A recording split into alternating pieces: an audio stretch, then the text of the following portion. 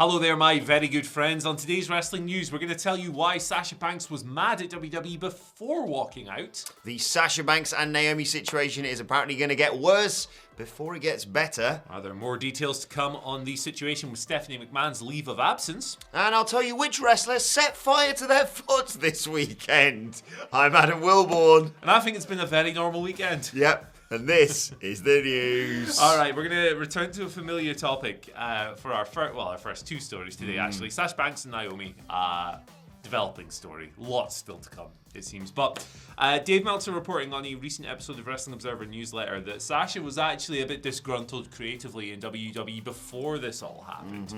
Talking about how she'd been penciled in to face Charlotte Flair at WrestleMania 38, SmackDown Women's Championship it would have been, until WWE were made aware that Ronda Rousey was going to be available for that show, and ultimately decided, hey Sasha, out you go. Hey Ronda Rousey, in you come. Obviously Ronda Rousey won the Royal Rumble. She went on to face Charlotte at Mania. She lost there, then won the title at WrestleMania Backlash. Now there's no word on whether or not that would have been the exact lineage for Sasha if she'd have done the exact same thing. You can kind of make up that part of it in your heads, I guess. But continuing, Meltzer mentions here that the what originally happened for Sasha, that being winning the Women's Tag Team Championships with Naomi, was something of a make good. It was like a concession for kind of being relegated, for being shunted down the card, for being demoted, whatever fancy ass word you want to use there. And yeah, he did use the word mad here. She was upset at it with what had happened there. So it's clear that there were, I think it was clear from day one with this report, really, that there was more to it than them just showing up and going, this creative sucks, and then leaving. As somebody pointed out, actually on Reddit over the weekend, it's something that's being kind of neglected in all of this is that the part of the story where somebody was screaming and shouting at them on last week's Monday Night Raw, and they went, no, screw this, man, I'm out of here. I don't blame them at all for that. But yeah, there you go. It's still a developing story. There's going to be, far from over, particularly after what we saw on SmackDown this week. Pat McAfee's face painted a million pictures. Sasha and Naomi let us all down. What did they or did you let them down for years of bad booking? They disappointed the WWE universe or something like that. Who could possibly care about that aspect of it, right? But yeah, there we go. As always, we support the workers here. Yeah, exactly. I think this is a perfect example of the straw that broke the camel's back, because I don't think I still think WWE massively, as we've said before, underrates the star power of Sasha Banks. Definitely, yeah. But at the end of the day, to be fair to WWE, if Ronda Rousey is available, and considering that insane rookie year that she had, there's an element to see of them changing plans to put her in the WrestleMania main event. I get that, but I also don't think that was Sasha flipping out over one thing. Like I say, it was just the one of many things that they've booked her poorly since she came back from the last time that she walked out because they were crap at booking her then. And the thing is, a make good is only good if you maintain it being good. Yeah. So going, we'll give you the tag titles, and then going, right, we're not really asked about those tag titles. Tag titles. Can we just job you out to the champions to make them look a little bit stronger? Look, as we say, the situation is going to develop. And speaking of which, and we sort of have referenced it a little bit with what was said on SmackDown, WrestleVotes have come through with a report on the latest with this Sasha and Naomi situation. The guys reporting over the weekend, of course, that they were suspended by WWE. And WrestleVotes tweeted, after talking to a few people, I gather this Sasha and Naomi situation is going to get worse before it gets any better. While the majority of the support online is in their favour, it's quite the opposite with management. There's all the contractual stuff as well. Naomi's rumoured to be out of contract soon. There was speculation on Friday that might be the same situation for Sasha Banks. But yet again, management not seeing eye to eye with everyone online. Yeah. Interesting phrasing there for sure. Yeah. I mean, it's a really ugly situation. It has the potential to get even uglier with the contractual side of it, because they can freeze contracts. Even though they classify these people, that everyone who they work with, as independent contractors, the power is entirely on there. It's so weird. That's why people have an issue with the independent contractor status, is that they are classified as that, and yet they have none of the benefits of being an independent contractor, and they are treated like full-time employees, which is not what they are. it's a really crappy situation. I go back to the Bryan Danielson quote last year about how if WWE have the power to release someone on 30 days notice, then as independent contractors, you should have the ability, or 90 days, whatever, you should have the ability to go, hey, I'm leaving in 90 days as well. Absolutely. But it's a completely one-sided relationship, and it will stay that way for as long as the independent contractors things exist. It's pro wrestling. It sucks. It's ridiculous, isn't it? It's like you and I announcing we're going to quit, right? That would never happen. They'd have to fire us, by the way. I love this bloody job. Love working with you. But if we said we're going to quit because we've worked, 5 years at WhatCulture, and they went, did you work weekends? And you go, no. And they go, well, that's they're all going to add up. We can stick around for another 2 bloody years. It's preposterous. Add up all your time off sick. Yeah. Like, that's the equivalent of it. You were off with COVID or whatever. Yeah. Bye. Like, you had Christmas off, didn't you? Yeah. What's that? Really? Visiting your family? Yeah. You know what they should have? A wrestlers union. That'd be good. Oh, there we go. Can of worms. Boop. Should we talk about Stephanie? Let's. This was the other big story. What a crazy few weeks. Yeah. Right? We've had the Roman Reigns thing. We've had Sasha and Naomi. We've had Stephanie. What else have we had? MJF. Yeah. All this stuff popping off. Stephanie, leave of absence last week. You guys covered that last week when I was off. Add that day to my contract. We're not making light of the situation. No. We're just coping. Trying to get a head around this dumbass decision by WWE. But there's some more details here. Talking about the leave of absence. Yeah. PW Insiders, Dave Shearer came through. Shearer, good surname in this part of the world, of course. Spelt differently, but tremendous. He's expressed a belief in a Q&A he's done here that there's a lot more to the situation than we know right now. There's a bunch of different stories doing the rounds behind the scene, but none of them have been properly confirmed or whatever. So at that stage, you kind of leave specifics out of it and you respect people's privacy. He continued a little bit, stating that he didn't believe that perceived bad booking of the women's division or whatever was a driving factor in all of this. So Stephanie noted in her initial tweet that she was looking forward to returning at an undefined point in the future. She's focusing on family time, all of that. Of course, her husband, Triple H, he's back on the scene. Seems like a slightly different role. But there you go. This is another one where it seems like there's more information. But I think if the reason she is taking this leave of absence, if there is more to it, and it's a personal thing, and it's family related or whatever, I think that's best left unsaid. Yeah, exactly. We're not going to delve too deep into this. We mentioned at the time that presumably, I think it was Brandon Thurston who said that Nick Khan might be taking over a role temporarily, but she was absolutely going to come back into the fold as and when she is ready. Yes, there may be some speculation around the reasoning behind it all. After all, a lot of people who work with her found out when she tweeted the news. But I agree to a certain extent, even if there is more to this story than may first meet the eye, I feel very uncomfortable, diving into it or investigating it too much because, like you say, this is a family matter. Yeah, unless it's something like just cartoonish, like Nick Khan is launching a corporate takeover and he's pushing everyone out. Steph wants to be part of the baddies section. Yeah, it's just like if it's something like that, fair play. Yeah, absolutely. Yeah. Steph wants to be part of the baddies section. Imagine that. Just shows up on Dynamite or Rampage. What's going on here? Yeah. What's this? Right, let's talk about a thing you may have seen doing the rounds on social media over the weekend. Because Joe and Janela set his foot on fire. He had a match for Game Changer Wrestling, and their Maniac event went down on Saturday. Maniac, yep. Yeah. He was facing Drew Parker, and basically he went for what can only be described as a flaming super kick. He set his foot on fire and hit his opponent, Drew Parker, with a super kick. The problem was, when he put his foot down, it was still on fire. I can't believe he's doing this story. And then, do you know what they did to put it out, Andy? Did they get a fire blanket, whatever it's called? No. Did they get a fire extinguisher? What's one of those? Did they get a half-empty bottle of water and sort of go, has that done it? No. Yeah, that's exactly what they did. They chucked someone's disgusting water that they probably there was about 10 milliliters of it on. It was like one of those ones you get on a plane, wasn't Honestly, it? Where it's just this little dribble. It's pathetic. And his foot was still on fire afterwards. Now, the reason we are okay to laugh at this is because A, it's hilarious, but also B, Thankfully, by all accounts, Joey Janela did not get hurt. Although he did tweet a photo of his foot on fire. He doesn't give It was a doesn't care, does he? He's just taking a piss. But by the sounds of things, he's absolutely fine. Look, we know what Joey Janela's like. Yeah. I'm astonished that he didn't have slightly better preparations for.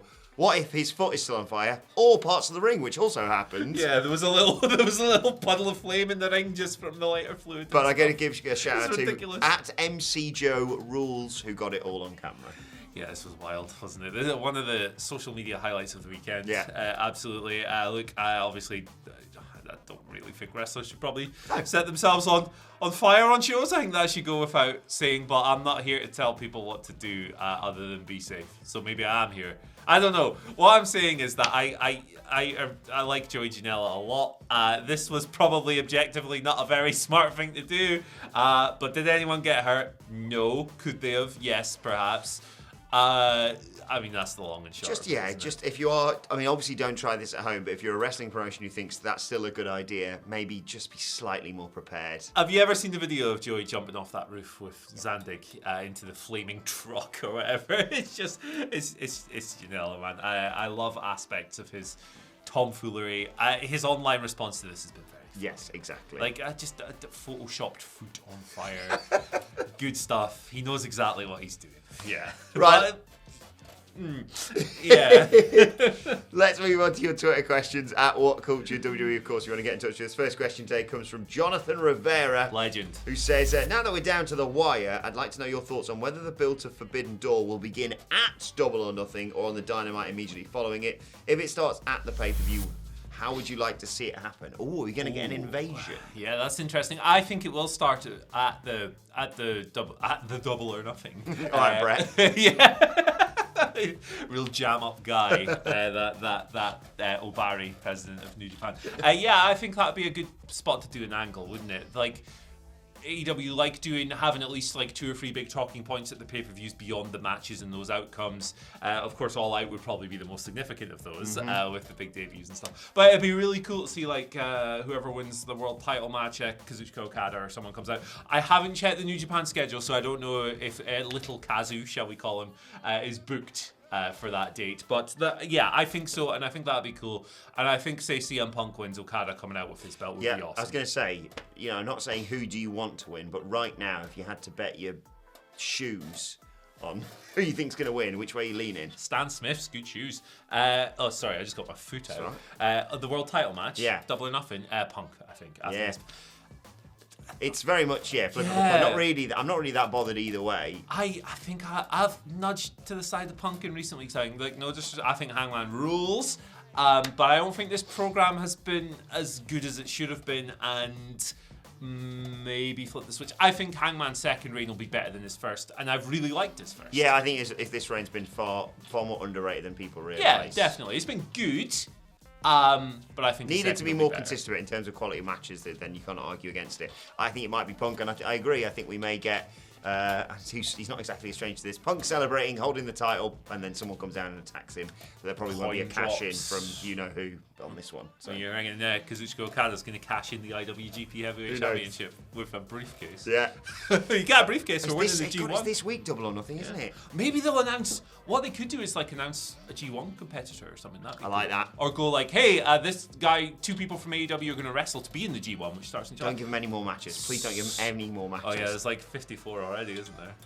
I'm already concerned about this live stream. House of Black versus Death Triangle. I think I might so awesome. I think I might still be here this time next week doing the stream. Yeah, it's 9 a.m. in the morning right now. Jonathan Johnson gives us our second question of the day. Unsurprisingly, lots of questions. John Johnson, tremendous. Lots of questions about the Naomi and Sasha situation. Yes. Jonathan says, since Naomi and Sasha have been suspended, do you think now would be a great time to fast-track Bayley's return to SmackDown? Yeah. Sounds awful, but it's the... Yeah. Barely anyone bloody left on SmackDown. Yeah, what's going on with Bayley at the moment? This is weird this is becoming weird to me. I'm not saying I know anything or whatever. I'm just kind of, this is what's going on in my head. What the heck is going on with her? She was rumored to be back like March, April or whatever. It's now fast approaching June. I'm not saying there's something there, but tinfoil hat has been on regarding this. You've got these stadium shows coming up. Yeah. You need your biggest stars. Get her in. She's great. Get her in. Maybe after Hell in a Cell. What if she's still injured or something? That would suck. But we don't I know. hope not. Yeah. And another question about Sasha and Naomi. Love this question from Craig Bates, who says, as they wouldn't be signed or competing, therefore not in breach of contract, could Sasha and Naomi just happen to go and watch some of the wrestling and end up in the baddies section of the Elite Promotions show? I think following the footsteps of the Highlanders. In TNA. Yeah. What a lineage that is, the Highlanders to Sasha Banks and Naomi. Yeah, I don't know. I'm sure WWE's lawyers, Jerry McDevitt, is very robust and would find... I'm sure there's something that would contractually forbid them. However, look, I'm not saying people should do this, right? Because legally the ramifications are nuts. But would it not be great entertainment if one day, somebody said, I'm going to test the independent contractor status of my contract and I'm going to show up at the other show and do an angle or something. I'm not saying someone should do that, but it would be incredible popcorn, wouldn't it? Well, this is the thing, isn't it? Like, obviously, they're not going to do that because if you thought the situation couldn't get any worse for WWE, it is going to get worse, and they would absolutely say, wait a second, didn't you go for a wee on one of these shows? Yeah. Well, I better add all that time up. There's another 3 years to your contract. Is it like Amazon who like account for all their warehouse workers every minute? And it's like, right, you've had 2 minutes and 14 seconds for that poop. You better make up that 14 seconds, pal. It's ridiculous.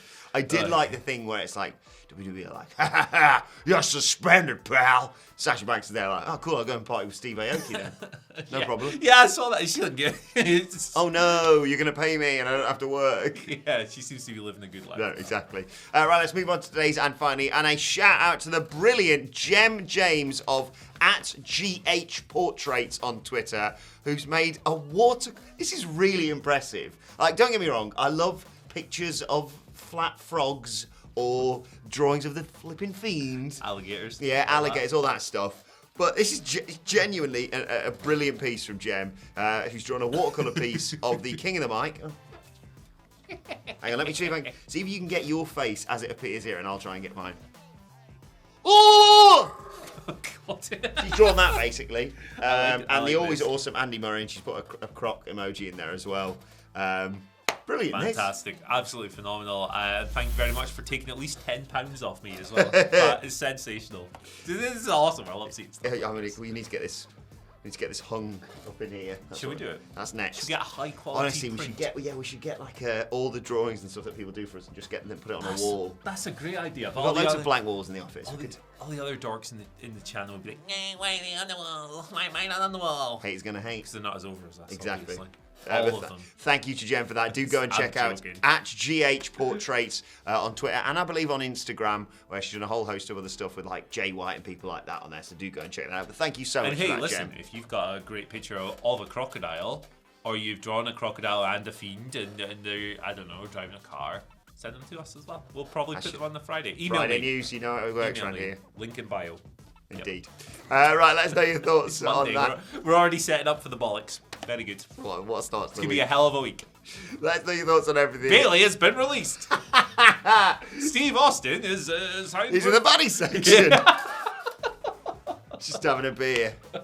Him and Kira Hogan just hanging out. Hulk Hogan's... Oh, no, we don't want him back. No, absolutely right. Let us know your thoughts in the comment section. Like, share, subscribe. Subscribe to WhatCulture Wrestling wherever you get your podcasts from for daily wrestling podcasts. We're going to be talking about SmackDown and Rampage and looking ahead to a little bit later on today. Plus, you can let us know your thoughts and Twitter questions on Twitter @WhatCultureWWE. Well, actually, follow both of us. You can follow Andy Murray at... You can follow me at Andy H. Murray. The H stands for Hulk Hogan. Don't come back to WWE. But also... Happy Celebration Day to all the members of the Great Bald community. We had a tremendous weekend. Pep Guardiola winning big in the English Premier League, and Stefano Pioli bringing success back to AC Milan in Italy. Just a great weekend to be a bald guy. Sensational. Damn, it feels good to be a baldy. Yeah, that'll be you in about... Honestly. 10 10 minutes by the looks of this. Yeah, you're not the worst in the office, but... Certainly not. Adam Wilborn on Twitter for myself. You can follow us all at WhatCulture WWE. But for now, my thanks to Andy Murray. Thank you for joining us, and we will see you soon.